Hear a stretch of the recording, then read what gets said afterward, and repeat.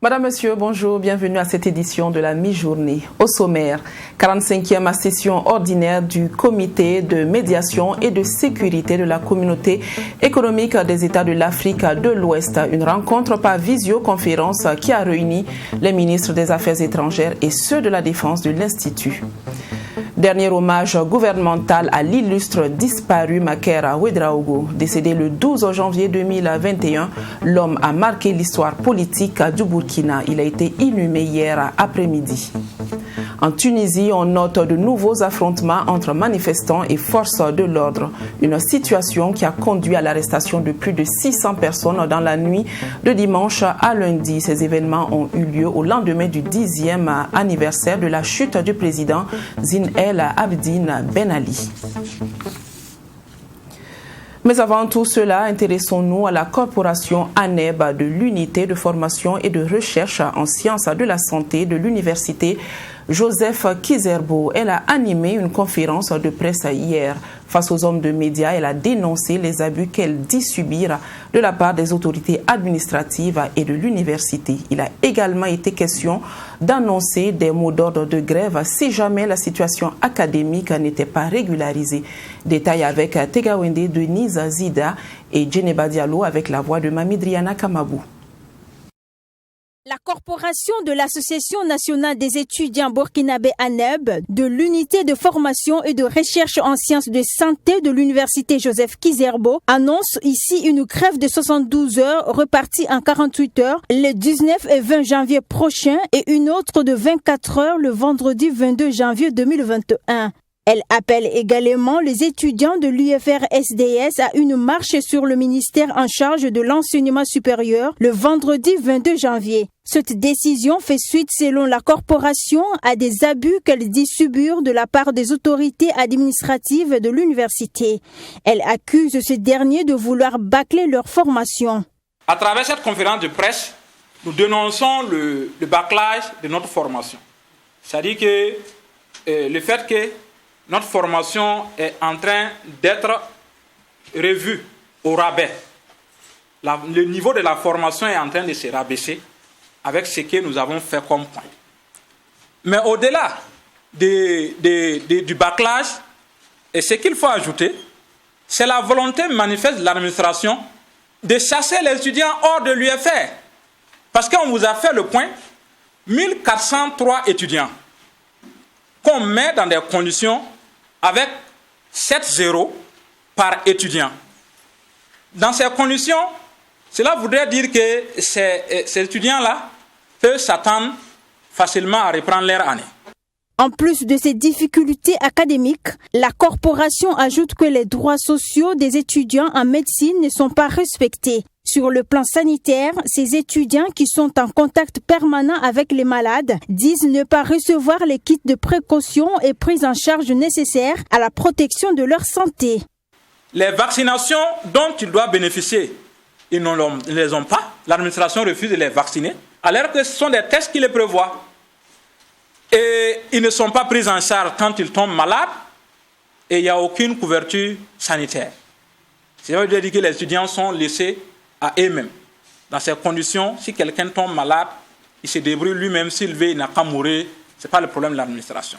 Notons que c'est depuis le mois de novembre 2020 que la corporation ANEB de l'UFR-SDS mène des activités en vue de l'amélioration de leurs conditions de formation. À ce propos, des grèves et meetings avaient déjà été organisés au sein de la dite UFR. Les ministres des Affaires étrangères et ceux de la Défense de la communauté économique des États de l'Afrique de l'Ouest ont tenu hier la 45e session ordinaire du Conseil de médiation et de sécurité de l'institution. L'échange s'est fait par visioconférence compte tenu de la pandémie du Covid-19. Plusieurs sujets ont bien évidemment été abordés par les participants. Sanata Séré vous en dit davantage. Mais comme vous le savez, la était au cours des échanges de cette 45e session ordinaire du Conseil de médiation et de sécurité au niveau ministériel, la situation sécuritaire, politique et humanitaire de la région ouest africaine. Les ministres des Affaires étrangères et ceux de la Défense de la CEDEAO vont donc au cours de cette rencontre virtuelle faire le point de la question humanitaire dans la région et procéder à l'examen des mémorandums sur la situation sécuritaire et politique. Donc faire le point de la situation au Mali notamment, l'évolution de la situation politique en Guinée-Bissau, en Gambie, mais surtout faire le point des élections qui ont eu lieu cette année dans l'espace CEDEAO et surtout depuis la tenue du dernier conseil de médiation et de sécurité à Niamey en septembre dernier. Il s'agit donc de la Côte d'Ivoire, de la Guinée, du Niger et du Burkina Faso. En termes d'élections dans la région, le Burkina Faso pourra au moins se vanter lors de cette rencontre du déroulement de ces élections présidentielles et législatives selon le ministre Alpha Bari. Un double scrutin félicité par tous et certifié par la communauté internationale. Dans le cas du Burkina Faso, nous nous réjouissons que nous avons eu une élection inclusive, apaisée, un processus apaisé. Et nous avons eu également des élections démocratiques et qui ont été acceptées par tous et qui ont été certifiées donc par la communauté internationale, notamment avec tous les observateurs qui étaient ici. Et ça, c'est un bon point pour le Burkina Faso. Et en plus de cela, comme vous avez tous noté, que le président du Faso a mis un accent particulier sur la réconciliation nationale. Donc, de ce côté-là, je pense que le Burkina Faso va être à l'aise donc, dans les débats. Et pour ce qui est de la question sécuritaire, la CEDEAO a adopté un plan d'action en septembre 2019 à Ouagadougou pour venir à bout des menaces terroristes dans la région. Un plan d'action qui jusque-là attend d'être mis en œuvre. Et il est important parce que même si nous observons j'allais dire un petit repli en termes d'attaque au niveau du front sécuritaire, mais il reste que les pays membres de ce qu'on appelle la ligne de front, le Burkina Faso, le Mali, le Niger, le Nigeria, restent toujours confrontés à la menace terroriste.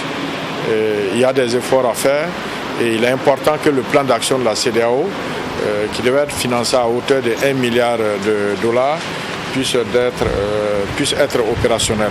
À noter que cette 45e session ordinaire du Conseil des médiations et de sécurité au niveau ministériel se tient en prélude au sommet des chefs d'État de la CEDEAO prévu le 23 janvier prochain.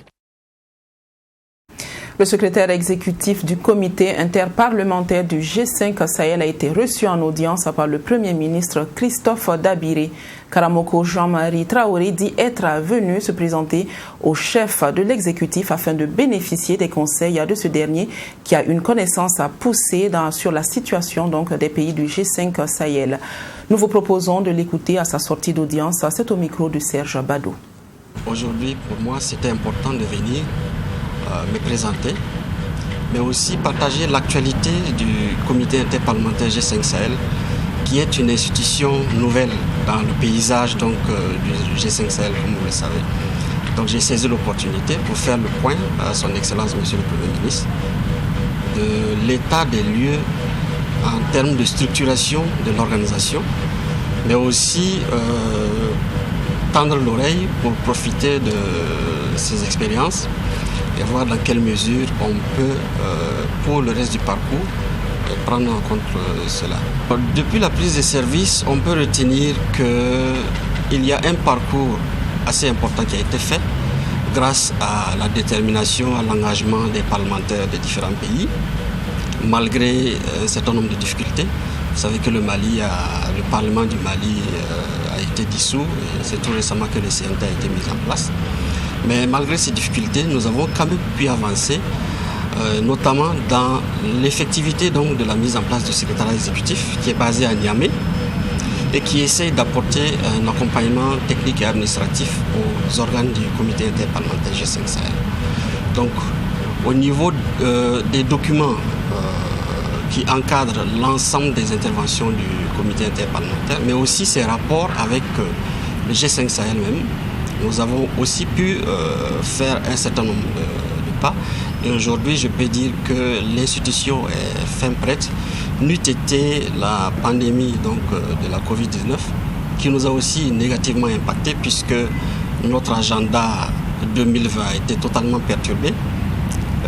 Je peux dire que les choses vont bon train. Hier, Christophe Dabiré, accompagné de quelques membres de son gouvernement, est allé s'incliner sur la dépouille de Maker Ouedraogo, celui que la nation burkinabé pleure aujourd'hui, a joué un rôle primordial dans la construction politique du Burkina Faso. Il s'en est définitivement allé ce 12 janvier. Abdoulrahim Magnini. Avec à sa tête le Premier ministre Christophe Joseph Dabiré, la délégation gouvernementale a traduit sa compassion à la famille de Maker Ouedraogo et présenté ses condoléances. Pour le Premier ministre, l'homme a joué un rôle important dans l'histoire politique du Burkina Faso. C'est pourquoi Christophe Dabiré dit être satisfait des actions de l'homme et prie pour que son âme repose en paix. Un homme discret dans la vie, un homme que beaucoup n'ont pas connu, mais qui est resté quand même un homme qui a marqué l'histoire de notre pays. Et aujourd'hui, il s'en va et nous sommes fiers de lui parce qu'il a contribué à construire la démocratie et l'état de droit dans notre pays. Nous souhaitons que le Seigneur Tout-Puissant l'accueille dans son royaume, qu'il l'installe à côté de lui et que du haut des cieux, il continue de nous protéger, nous qui sommes ses frères, nous qui sommes ses fils, nous qui sommes ses petits-fils. Qu'il continue de nous protéger et que son exemple puisse nous guider dans le développement politique de ce pays que nous aimons tant. Cette démarche du gouvernement et aussi des autorités religieuses qui sont venues traduire leur compassion, en plus des témoignages sur le disparu, réconforte la famille du défunt. En tout cas, depuis le décès le 12, nous avons senti que tout le Burkina, en tout cas, était touché. Et particulièrement, Son Excellence, Monsieur le Président du Faso, nous a envoyé une délégation. Son Excellence, Monsieur le Premier ministre, est venu ce matin. Les autorités religieuses, son éminence Philippe Cardinal Ouedraogo, archevêque métropolitain de Ouagadougou, était là avec Monseigneur Paul Ouedraogo de Bobo. Et c'est vraiment à travers les témoignages et nous sommes réconfortés. Maker Ouedraogo est né en janvier 1935. Banquier de formation, il a été candidat à la présidentielle de 1978 sous la bannière de l'Union nationale pour la défense de la démocratie UNDD face au président Sangoulé Lamizana. C'est la seule fois dans l'histoire politique du Burkina Faso qu'il y a eu un second tour à une élection présidentielle. Les responsables du mouvement démocrate Modem en abrégé ont tenu une conférence de presse ce mardi à Ouagadougou. Ils ont annoncé la tenue de leur premier congrès extraordinaire prévu du 22 au 23 janvier 2021, toujours à Ouagadougou. Par la même occasion, le vice-président Pouenaba a donné sa lecture sur la nomination de Zéphirin Diabré comme ministre de la Réconciliation nationale et de la cohésion sociale. Il est au micro de Fatimata Ninkiema. Le mouvement démocrate Modem, né en octobre dernier, est déjà en ordre de bataille pour les élections municipales à venir. Les premiers responsables de ce parti politique ne comptent pas faire de la figuration.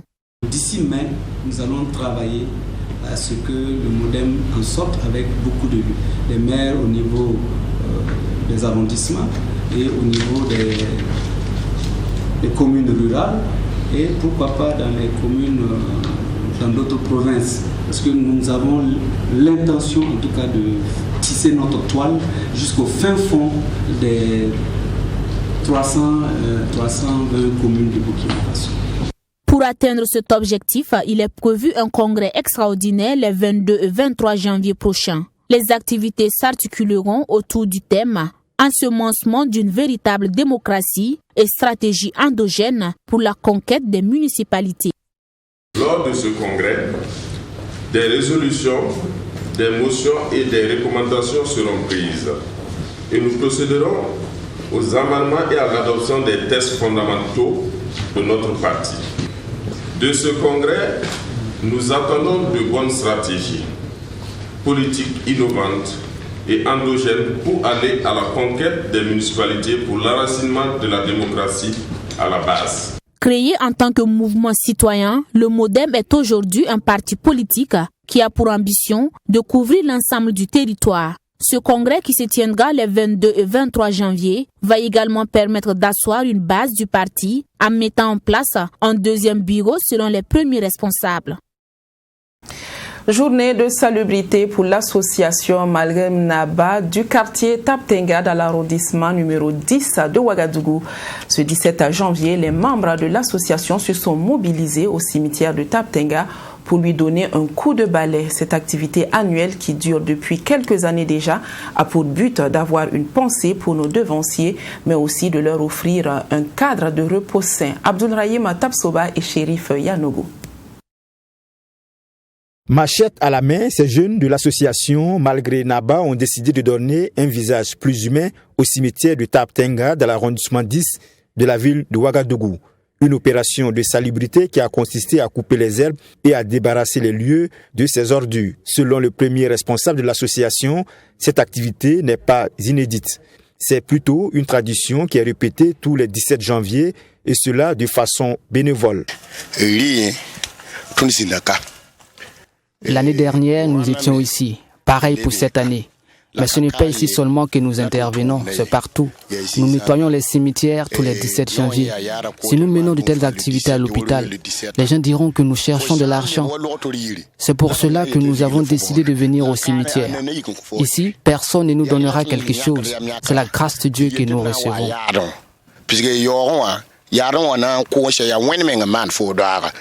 Motivés et déterminés à rendre propre les cimetières, ces jeunes estiment que les morts ne doivent pas se sentir délaissés et l'état de nos cimetières doit refléter notre cadre de vie. Ils invitent par ailleurs la jeunesse burkinabé à emboîter leur pas car, disent-ils, l'État ne peut pas tout faire. Que chacun se mette au travail.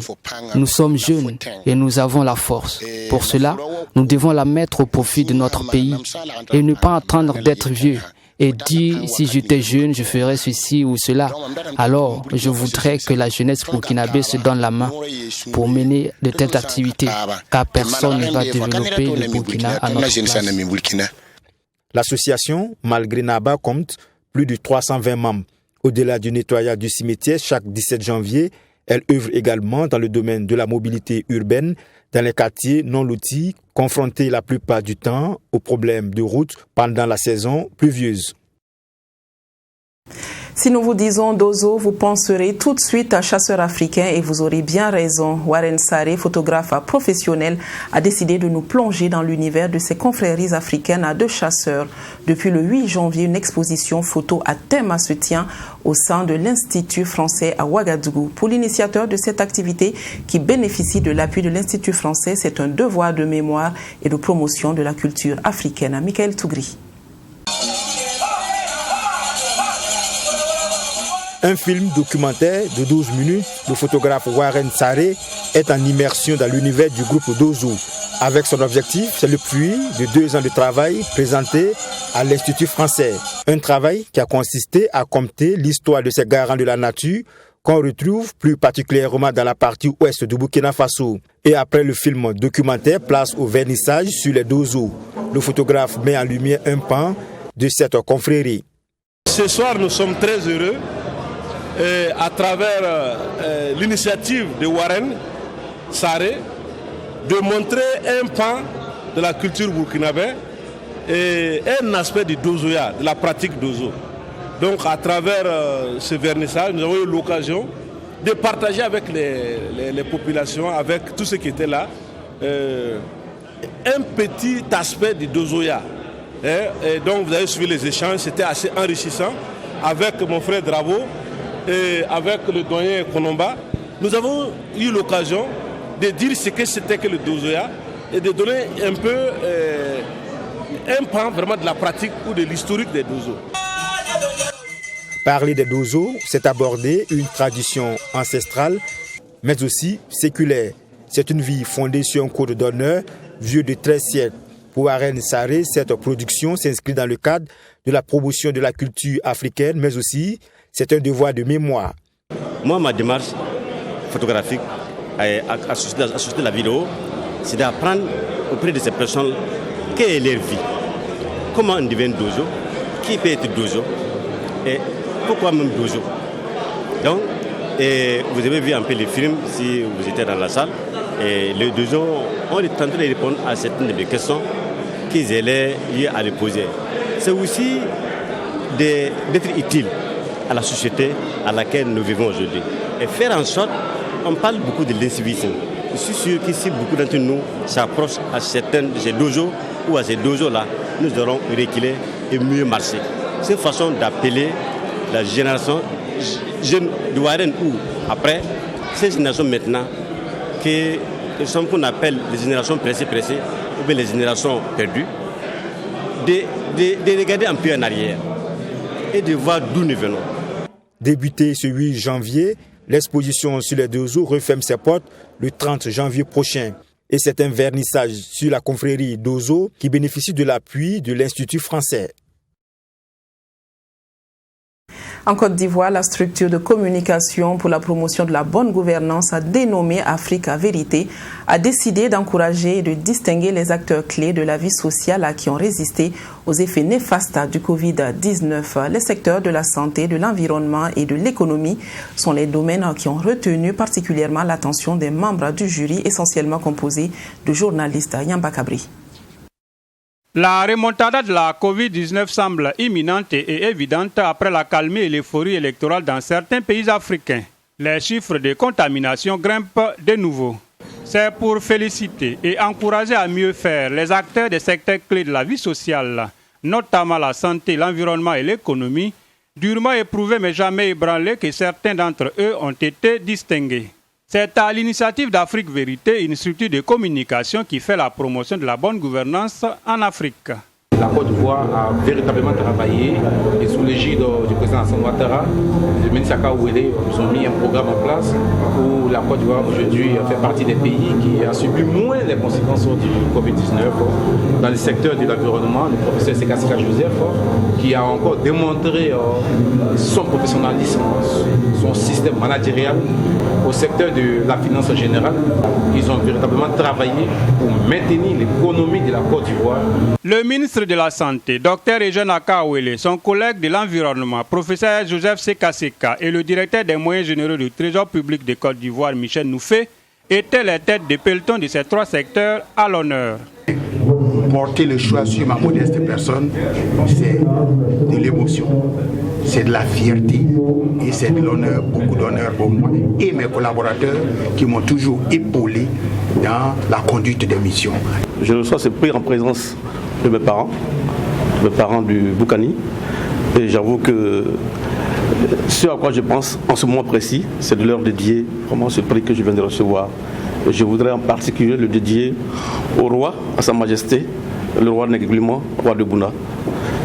Bon, bien évidemment, quand vous recevez un tel prix, je pense que c'est une invite à mieux faire davantage. Nous sommes dans une administration, le Trésor public, qui est résolument engagée vers la quête de l'excellence. Quand vous êtes agent du Trésor, vous ne pouvez que vous insérer dans ce canevas qui a été tracé par nos supérieurs hiérarchiques, et notamment le directeur général, M. Arsène Reconnan-Jacques. Le lauréat du Grand Prix Alassane Ouattara pour la bonne gouvernance du meilleur agent du Trésor public fait donc la fierté de ses parents et de la Côte d'Ivoire résiliente. Et nous sommes venus de la part du roi de Bouna, qui empêchait de nous envoyer pour le représenter. Parce que ce trophée, c'est son fils. Malgré son âge, c'est son fils qui le reçoit. Et il est normal que lorsque votre fils est récompensé, vous soyez présent. Et c'est ce qu'il nous a demandé de faire. Il faut noter que le vaccin de la Covid-19 est annoncé en Côte d'Ivoire pour avril 2021 et devrait concerner en priorité les personnes en première ligne, notamment les médecins, les forces de l'ordre, les officiels et les journalistes. Toujours hors de chez nous, en Tunisie, plusieurs villes ont été le théâtre de scènes d'affrontements entre protestataires et forces de l'ordre. Le ministère de l'Intérieur a indiqué le lundi dernier que plus de 600 personnes avaient été arrêtées dans la nuit de dimanche à lundi. Des heurts avaient éclaté au lendemain du 10e anniversaire de la chute du président Zine El Abidine Ben Ali.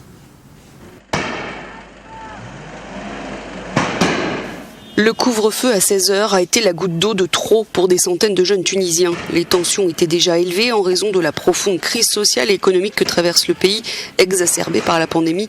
Mais depuis 4 jours, elles sont montées d'un cran. Le déploiement de la police pour faire respecter le nouvel horaire du couvre-feu a entraîné des manifestations interdites en raison du Covid-19 et des émeutes dans plusieurs villes, Kasserine, Siliana, Sfax ou encore dans la banlieue de Tunis, notamment dans le quartier d'État d'Amen. Il y a le coronavirus, des gens meurent et il y a un confinement à partir de 16h. Nous, le peuple, sommes les seuls à souffrir. Le coronavirus n'est pas notre souci principal. Nourrissez-nous et trouvez-nous du travail. Le président Kais Saïed s'est rendu lundi à Ariana, une ville proche de la capitale, qui a également connu des manifestations. Il a demandé aux gens de ne pas laisser d'autres personnes exploiter leur pauvreté, leur misère, de ne pas s'attaquer aux biens publics ou privés, alors que des manifestants demandaient la dissolution du Parlement. Le ministère de l'Intérieur a fait état de 632 arrestations après ces manifestations. C'est la fin de cette édition. Je vous quitte sur cette photo du village troglodyte de Niansogoni dans la province de l'Eraba. C'est dans la région des Cascades au Burkina Faso. La particularité de ce village est qu'il est perché en haut d'une falaise, un endroit qui permet de se cacher de l'ennemi en cas de guerre. Je vous donne rendez-vous à la même heure agréable suite à d'après-midi en compagnie des programmes de Tri TV, la télévision interactive.